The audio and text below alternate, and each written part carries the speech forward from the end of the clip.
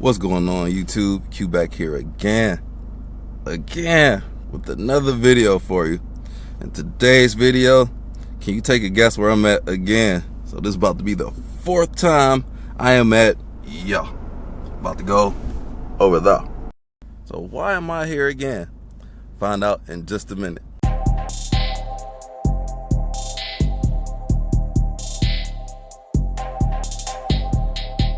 Shout out to the Men of Culture, Hunter Gang Nate, Race Car Friends, Blueprint 1 Elite. Go check out their channels.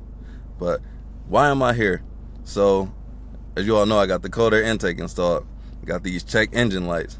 And a master technician commented on my video saying it shouldn't retard the performance. I can say that because it's a right term. It's not politically incorrect to use it in this tense. But, so my performance is nerfed basically. And then I told him what code that I got. Thankfully, or maybe, I don't know, we're about to see in a minute. So he told me there's a TSB about it. So a TSB is a technical service bulletin. That's kind of like a warranty type of claim where they acknowledge there's a problem and they'll fix it. So I was actually going to go to another dealership, but they told me they would charge me for that. And I've gotten TSBs done before. I had an Audi A5 and they rebuilt my engine based off of a TSB because of an oil burning issue. And I didn't have to pay anything. That was $6,000 worth of work I didn't have to pay for. So I'm about to see what they say here. I don't know if that's going to be it per se, but let me guys show you what the code says. I think it would be wise for you to all invest in this OBD dongle. Like, I got a link in my description. I'll bring it higher up so you guys can know. Because anytime you get a check engine light or a warning, you can search those codes and see what they say. So my code, everybody else that has these cold air intakes, my code is slightly different. So here's what I got. So what I'm finna do is hook this up in the OBD2 port. That's down below here somewhere. Turn the car onto accessory mode. And you'll need an app on your phone. What app do I have? I know there was an app called Torque, but I think that's when I had an Android phone.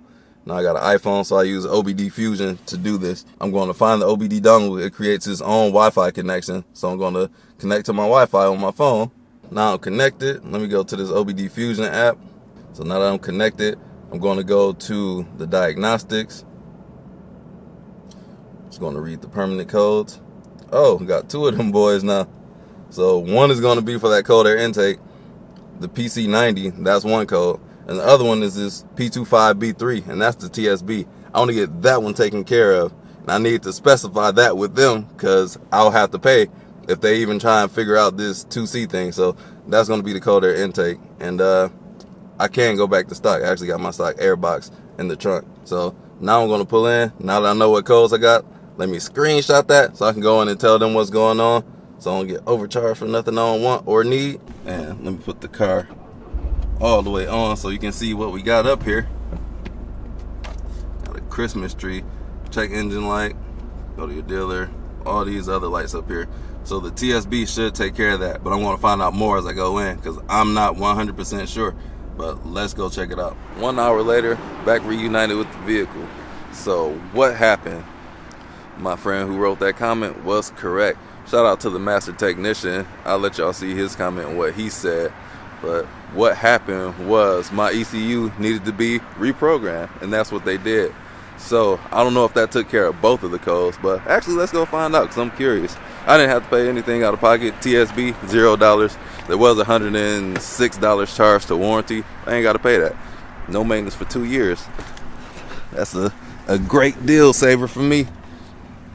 So the moment of truth. Start it up, see what we got.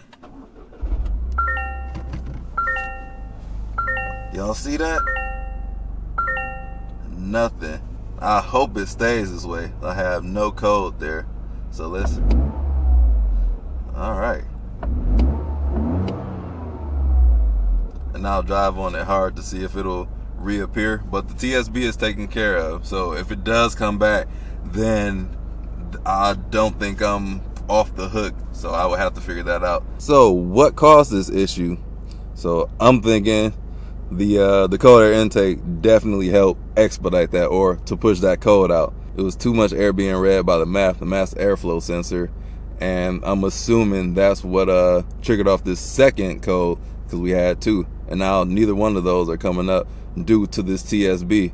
So how is my cold air intake going to work? I might have to do another review with the car actually working. but we'll get to that in the near future. Let me go in this dealership though, because they told me something's in there that I'm interested in, and we're gonna take a look at it real quick. So I'm about to have one of those race car friends like questions. Should I sell one of my cars for this GR Supra right here? And I just took it on the test drive, and you know what's the best thing about this is, you already know what I'm about to do if I'm walking up to the window. This has a 6-speed manual, and it's for sale for $58,000.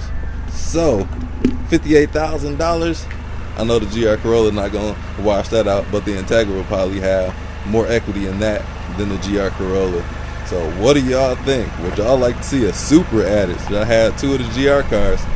Shout out to the GT, or what is that? Shout out to the 86 back there, not the GT 86, just a regular 86. Shout out to that over there.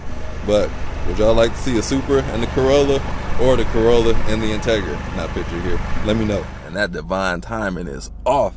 Maybe it wasn't meant for me to get a Supra, but I could probably make it happen if I really wanted to. Y'all let me know. Even though this is not a Supra video, that thing drove well. That manual is really good. I think the manual in the Supra is better than the one in the GR Corolla. Definitely the BMW, but not my Integra. Man, that would kind of suck getting rid of my practical car, because my Integra is my family car and this is the fun car.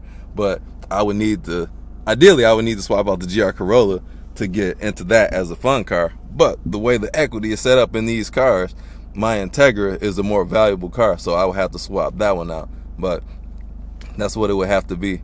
But let me put this car in sport mode, 30/70. Actually, we'll do track mode because it's cold. Oh, I got my new tires on here. Forgot to tell y'all that. Ain't even mentioned it. Got the Reverting winter tires on here, but I'll do a review on that once it snows and whatnot, so you can all can see about that. But it's the same as stock size. But let me do some pulls on here just to make sure my car is actually good, and I don't want to jump the gun. Can I say that on YouTube? But I don't want to get ahead of myself and say that the car is fixed, because that check engine light has disappeared, but it has come back. So let me drive it around and see what happens. So what's the opposite of a praise report? So unfortunately, my car is not feeling as fast as I feel it should. I'm gonna have to give it some more time, man, because it still feels sluggish in the higher RPMs. I just got to put the stock one back on, man. That may be it. I'm gonna see if another check engine light comes up and take it from there. But maybe I'll drive it around, see if the math just has to get adjusted to it being like this much air, and maybe it won't be a check engine code. Maybe that fix of the vacuum hose would work, but I had to take care of the other code first before anything, because that one was a major one, and that's why they had the TSB on it. So even aside from the cold air intake, that code was, Toyota recognized it, so they repaired that. So I'm gonna be driving the Corolla and see what happens. Y'all not gonna believe this. Guess who came back less than 5 miles later? It's back like it never left. Now that's weird. Let me see what engine code comes up now, because I just got my ECM reflashed, so hopefully it's not that one with the wastegate. Well, it feels like the wastegate, because my car feels definitely underpowered. Like, it's so underwhelming. But let me put in the scanner again and see what we got. It's the same two codes again. Let me see what's going on here. I don't know, we're just gonna clear them again, see what happens. Now we got no codes. Gonna turn the car off and then back on, see what happens. At this point, man, I absolutely definitively have to go back to stock, because I'm not dealing with these check engine codes. Like, that's not what I want to do. Like, the noises are great on this cold air intake, but I just cannot deal with all of these errors coming up. So even took it to the dealership, and I feel like I got lucky that I ain't have to pay anything, but that same code came right back. So I don't know if it was, we'll see what happens after this, but I already got my mind made up, going back to stock. It is what it is. All right, so we taking off this aftermarket cold air intake. We going back to stock. As we can see the box right here. Just a few minutes later, we are back to stock. So we about to tidy up the under the engine bay, tighten all the bolts back up, and then we're gonna see what we're doing. Within like the first minute of getting the stock airbox back on, I can tell we're gonna be good from here on out, because as soon as I hit 4 grand on the RPM meter, I just got pinned to the cushion, and that's what was missing with the cold air intake. So stock is where it's at, and normally the check engine light would come on before I get home, so we're about to test that out. But first, let's do some pulls, because, man, I've been missing this car for a long time. It's been like 2 or 3 weeks I haven't been able to drive this car. And it's such a bummer because I enjoy driving it so much. All right, so I'm sitting right here at $4 grand. There it is. Been missing that. Blow off noise is still there. Not as pronounced with the cold air intake, but I got my boost, and that's what I was missing. Dearly, dearly missed that. Woo! Tailgating. Man, feels so good, because, man, it just fell flat at $4 grand before, and now I'm just pulling. And this, like, it was like so slow before, and I'm like, oh my God. And it was really depressing me, to be honest. I ain't really want to talk about it too much. I do not like my cars not being operable in ideal operating conditions. So now I am a happy camper. Update on the Supra. I bought it and I sold the Integra. Just kidding, the Integra's right over there. But the Supra, if the prices were good, I would have potentially traded one of these two in. It would have made more sense to trade that one in. But as I expected, the trade-in value was abysmal for both of these cars. So the first or second time I went to the dealership, they appraised this at $34,000.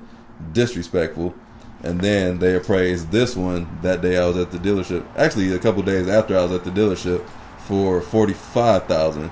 That's less disrespectful than this value, but still not enough for me. So I'm keeping both of them for the time being. Then I wasn't really looking to sell my cars anyway, because I just got tires for both of these cars, and I ain't even driven the GR Corolla with the tires on yet. I drove it in limp mode, so I haven't even got a chance to drive in the snow, which is supposed to do tomorrow.